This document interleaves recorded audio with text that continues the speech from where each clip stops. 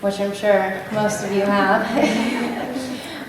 So this is just a simple thing that a lot of people take for granted, but your basic posture, how you sit, how you stand, how you walk, how you hold yourself on a day-to-day basis. I talk to a lot of patients and they're like, oh, well, I do Pilates, so I got a really strong core, like, you know, I'm really good at it. And like, that's great, but that's for 1 hour of the day.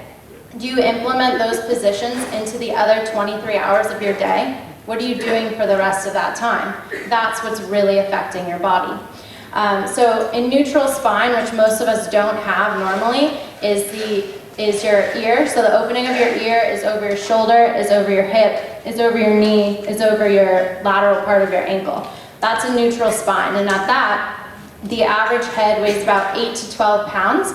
So it's like a bowling ball sitting on top of your spine and being held there by all of this musculature around your neck and upper back.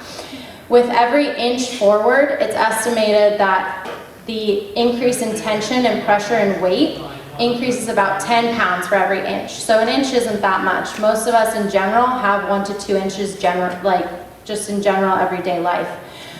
And a lot of us, especially when we're looking at our phones now, which I can see some of you are, we have about an increase of 30 pounds at that point. So rather than sitting there with 10 pounds or 12 pounds of a bowling ball on your head, now you have 42 pounds of weight and pressure pulling on all the musculature around your neck and your spine and your upper back. So do a lot of you have neck tension? Could be a reason.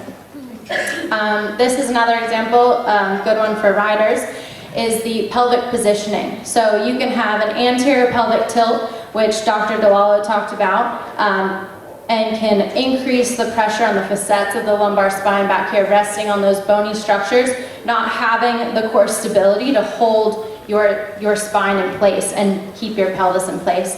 With riders, you have a lot of extra stress and impact and compression forces while you're riding, and you're getting motion in that pelvis and the lumbar spine. So not being able to brace properly is going to lead to increased degeneration, increased pain, and inability to perform at your best.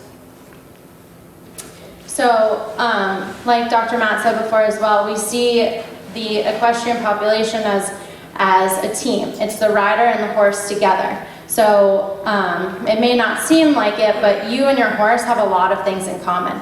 They have a vertebra, they have a nervous system, they have muscles, and they can have pain as well, and altered biomechanics, altered posture, and muscle tension.